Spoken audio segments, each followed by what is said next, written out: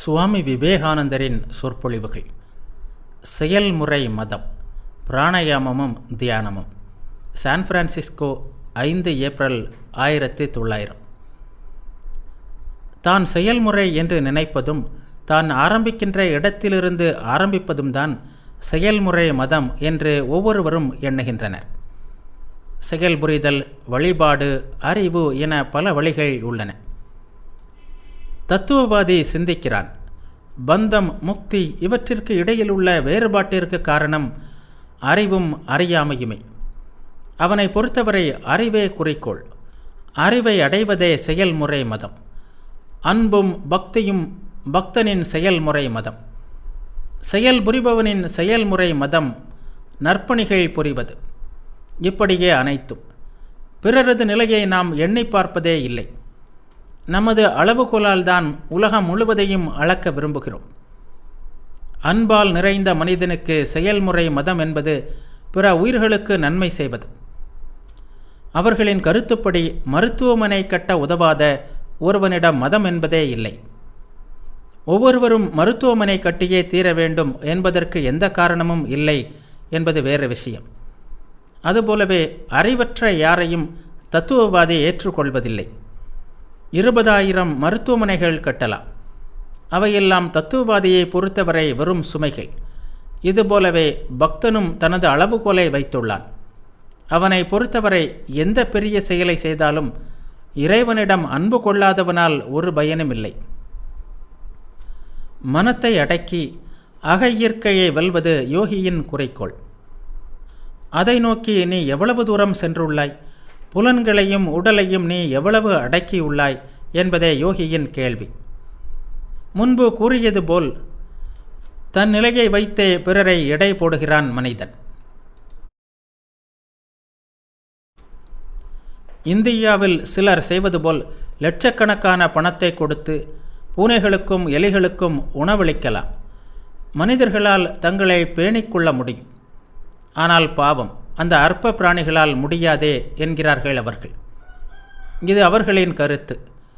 யோகியை பொறுத்தவரை அக இயற்கையை வெல்வதே குறிக்கோள்.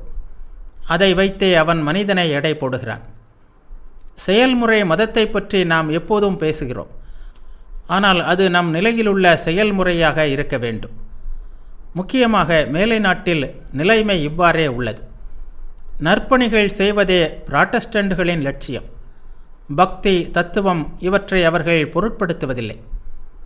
அவற்றில் பெரிதாக எதுவும் இல்லை என்பது அவர்களின் எண்ணம். அறிவில் அப்படி பெரிதாக என்னதான் இருக்கிறது? மனிதன் என்றால் ஏதாவது செய்ய வேண்டும் என்கிறார்கள் அவர்கள். மனிதர்களுக்கு சிறிது நன்மை செய்ய வேண்டும். சர்ச்சுகள் இரவும் பகலும் ஆஞ்ஞேயவாதத்தை கடினமாக எதிர்த்து வருகின்றன. எனினும் அவர்கள் திசை மாறி அதை நோக்கியே சென்று கொண்டிருக்கிறார்கள். வெறும் அடிமைகள். இது பயன்னோக்கு மதமா? என்னவோ இப்போதைய போக்கு இவ்வாறு தான் உள்ளது. இதனால்தான் சில பௌத்தர்கள் மேல நாடுகளில் பிரபலமடைந்துள்ளார்கள். கடவுள் என்று ஒருவர் உண்டா இல்லையா, ஆன்மா ஒன்று உண்டா இல்லையா என்பது யாருக்கும் தெரியாது. இந்த உலகம் துன்பத்தால் நிறைந்துள்ளது. உலகிற்கு உதவ முயலுங்கள் என்பது புத்த மதத்தினரின் கருத்து. நமது தலைப்பான யோகம் என்பது அதுவல்ல. ஆன்மா ஒன்று உண்டென்றும் அது பேராற்றல் பெற்றதென்றும் யோகம் கூறுகிறது. அது ஏற்கனவே உள்ளது. நம்மால் உடலை அடக்க முடியுமானால் அந்த ஆற்றல் வெளிப்படுகிறது. அனைத்து அறிவும் ஆன்மாவில் உள்ளது. மக்கள் ஏன் போராடுகிறார்கள்? துன்பத்தை குறைப்பதற்காக. நம் உடல் நமக்கு வசப்படாததே துன்பங்கள் அனைத்திற்கும் காரணம். குதிரைக்கு முன்னே நாம் வண்டியை கட்டுகிறோம். செயல் என்பதை எடுத்துக்கொள்ளுங்கள். ஏழைகளுக்கு சிலவற்றை கொடுப்பதன் மூலம் நாம் நன்மை செய்ய முயல்கிறோம். துன்பத்திற்கான காரணத்தை நாம் எண்ணி பார்ப்பதில்லை. சிறு வாளி ஒன்றால் கடலை காலி செய்ய எண்ணிய மடத்தனம் போன்றது இது. இது முட்டாள்தனம் என்கிறான் யோகி. துன்பத்திலிருந்து விடுபட வேண்டுமானால் முதலில் துன்பத்தின் காரணத்தை அறிய வேண்டும். நாம் நம்மால் இயன்ற நன்மை செய்ய முயல்கிறோம். எதற்காக? தீராத வியாதி ஒன்று நமக்கு வந்தால் ஏன் அதை குணப்படுத்த முயல்கிறோம்? ஆன்மா, கடவுள் என்றெல்லாம் அலட்டிக் கொள்ளாதீர்கள் என்கிறார்கள் பயநோக்குவாதிகள். அதனால் யோகிக்கு என்ன, உலகிற்கு என்ன? இந்த மனப்போக்கினால் ஒரு நன்மையும் இல்லை. துன்பத்திற்கு மேல் துன்பமே வருகிறது. அனைத்தின் மூலத்திற்கே செல்லும்படி யோகி கூறுகிறான். உலகில் ஏன் துன்பம் உள்ளது? நமது முட்டாள்தனத்தால் தான். நாம் நமது உடலை சரியாக வசப்படுத்ததால் தான் என்கிறான் யோகி. துன்பங்களை வெல்லும் வழிகளை அவன் கூறுகிறான். உங்கள் உடலை நீங்கள் அடக்கிவிட்டால் உலகின் துயரம் அனைத்தும் தேர்ந்துவிடும். மேலும் மேலும் நோயாளிகள் வரவேண்டும் என்று ஒவ்வொரு மருத்துவமனையும் பிரார்த்திக்கிறது. நீங்கள் ஏதோ தானம் செய்ய வேண்டுமென்று எண்ணும் போதெல்லாம் அதை ஏற்றுக்கொள்ள பிச்சைக்காரர்கள் இருக்க வேண்டுமென்று விரும்புகிறீர்கள். இறைவா, இந்த உலகம் முழுவதும் கொடை வள்ளல்களால் நிறையட்டும் என்று நீங்கள் பிரார்த்திக்கும் போதெல்லாம் உலகம் முழுவதும் பிச்சைக்காரர்களால் நிறையட்டும் என்றே பிரார்த்திப்பது ஆகிறது. அதுபோலவே நற்பணிகள் பெருகட்டும் என்று கூறும்போதெல்லாம் உலகம் துன்பத்தால் நிறையட்டும் என்று கூறுவதாகவே பொருள். இது வெறும் அடிமைத்தனம் அல்லவா? ஏன் துன்பம் இருக்கிறதென்பதை அறிந்து கொண்ட பின்னரே மதம் என்பது செயல்முறைக்கு ஏற்றதாகிறது என்கிறான் யோகி. உலகின் துன்பங்கள் அனைத்தும் புலன்களிலேயே உள்ளது. சூரியன், சந்திரன், நட்சத்திரங்கள் இவற்றிற்கெல்லாம் நோய் வருகிறதா? உணவை சமைக்கும் அதே நெருப்புதான் குழந்தையின் விரலையும் சுடுகிறது. அது நெருப்பின் தவறா? நெருப்பு வாழட்டும், மின்சாரம் வாழட்டும், அது அல்லவா ஒளியை தருகிறது. குற்றத்தை யார் மீது சுமத்துவது? பொருட்களின் மீது அல்ல. உலகம் நல்லதும் அல்ல, கெட்டதும் அல்ல.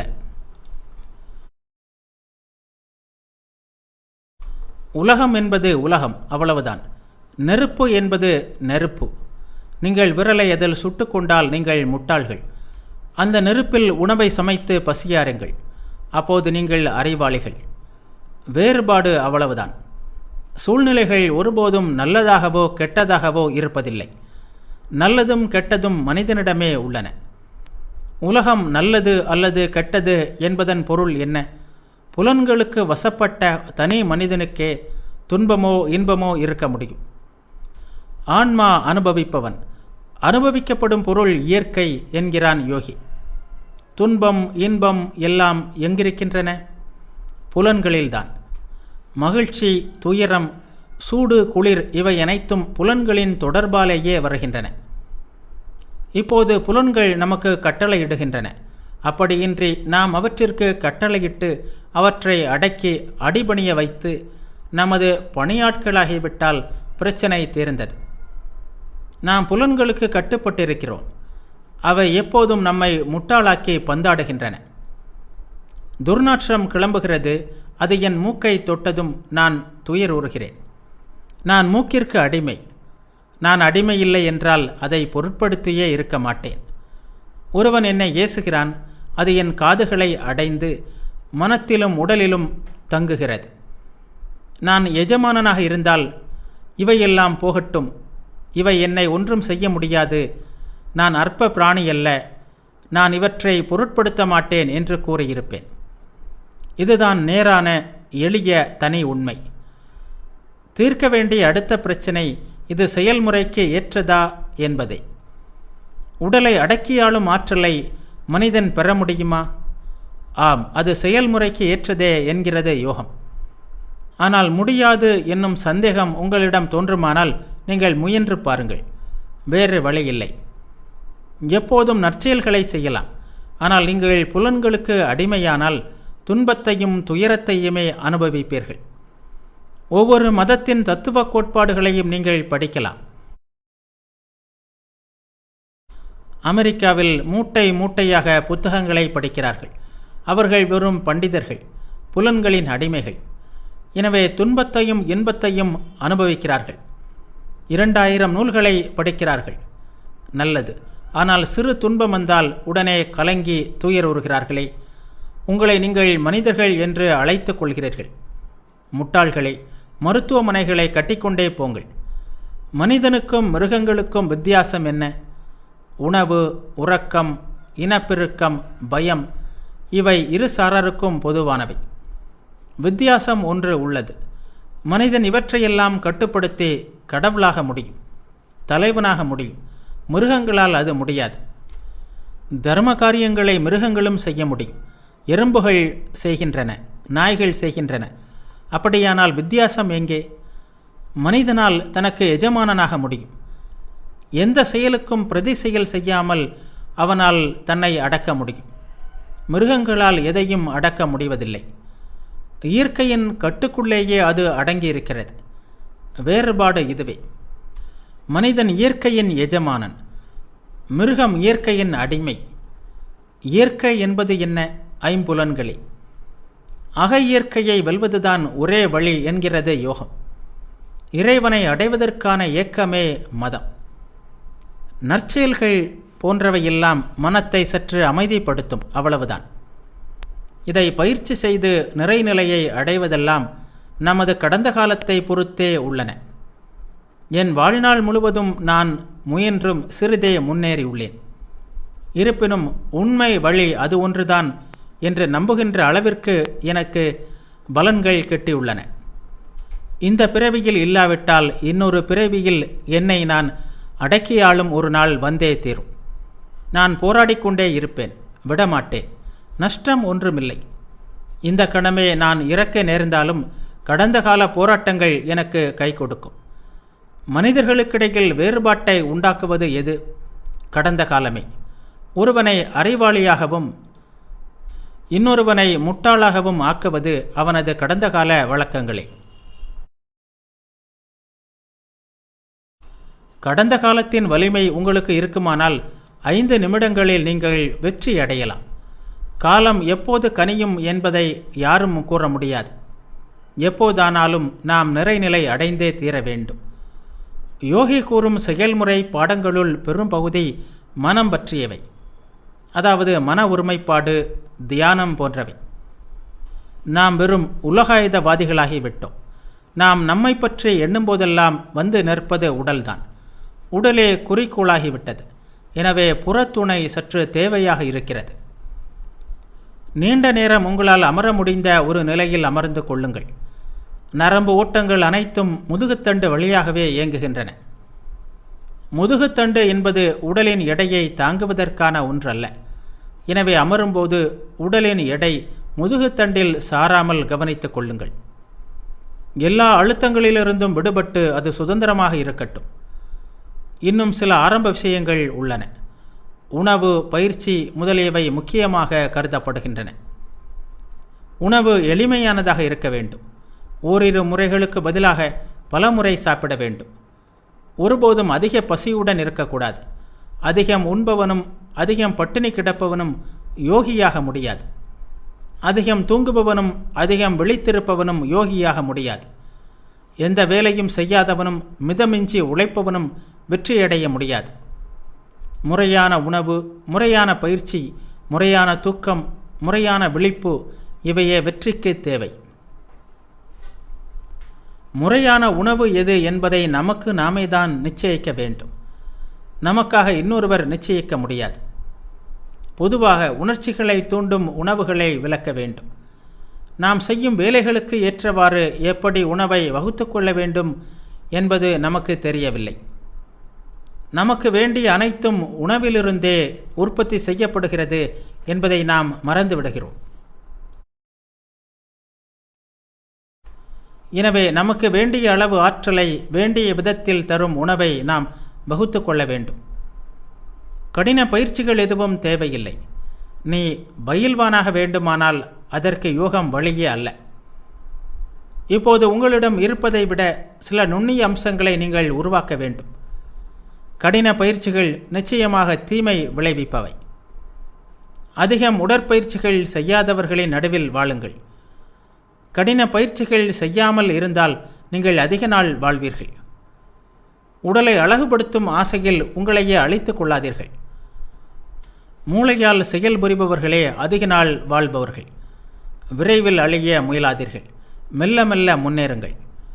ஒவ்வொரு ஆர்வத்துடிப்பும், ஒவ்வொரு கடின பயிற்சியும், அது தூலமானாலும் சரி, மனத்தில் ஆனாலும் சரி, உங்களை அழிவு பாதையிலேயே அழைத்து செல்லும். வாசனை பொருட்கள், காரம் இவை அதிகம் சேராத உணவே முறையான உணவு என்று பொதுவாக அழைக்கப்படுகிறது. இயற்கை மூலகங்களுக்கு ஏற்றவாறு 3 வித மனங்கள் உள்ளன என்கிறான் யோகி.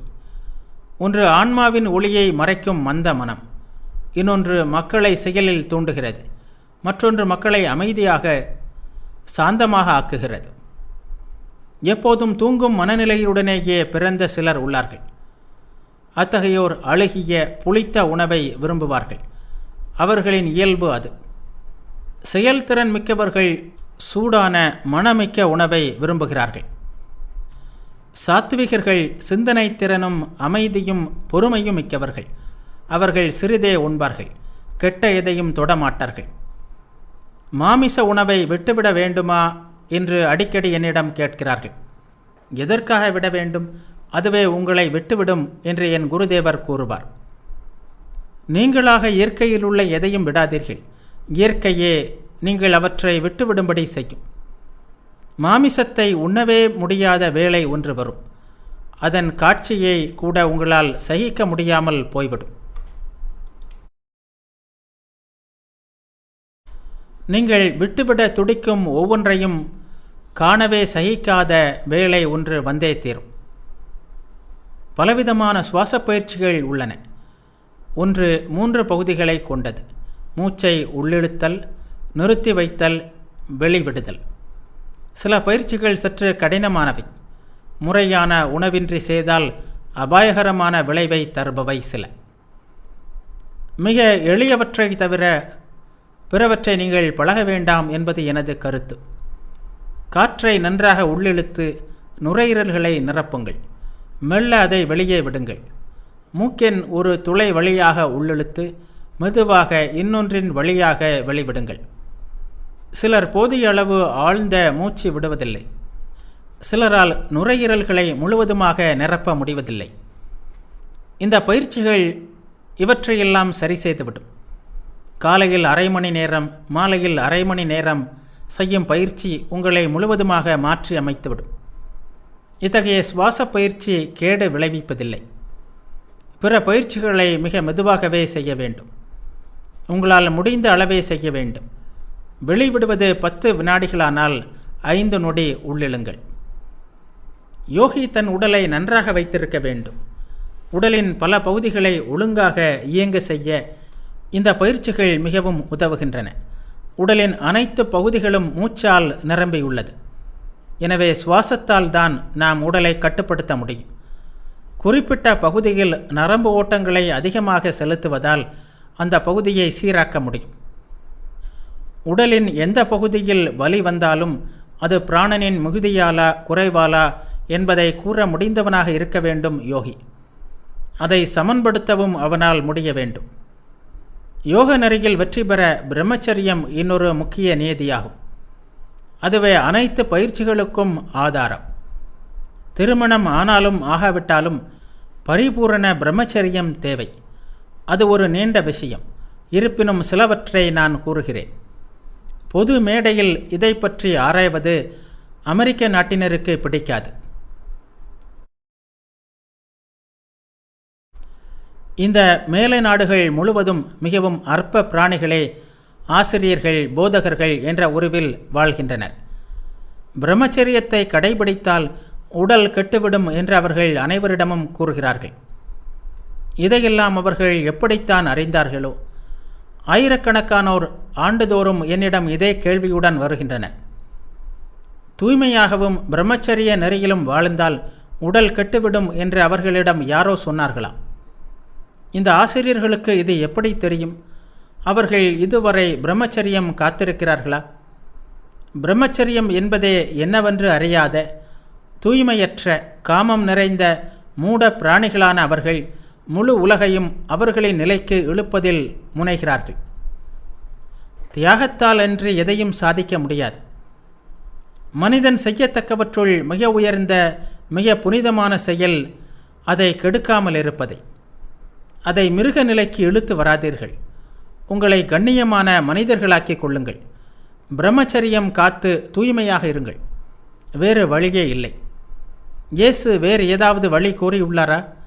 அந்த சக்தியை வீணாக்காமல் சேர்த்து வைத்து முறையாக அதை செலவழித்தால் அதுவே உங்களை கடவுளிடம் அழைத்து செல்லும். வீணாக்கினால் அதுவே நரகம். புற இயற்கையை வெல்வது மிக எளிது. ஆனால் உலகையே வென்றவன் கூட தன் மனத்தை அடக்க முயலும்போது தான் சிறு குழந்தையின் நிலையில் இருப்பதை காண்கிறான். வெற்றி கொள்ள மிக கடினமான இந்த உலகையே அவன் வெல்ல வேண்டும். நம்பிக்கையை இழக்காதீர்கள். எழுங்கள், விழியுங்கள், குறிக்கோளை அடையும் வரை நிற்காதீர்கள்.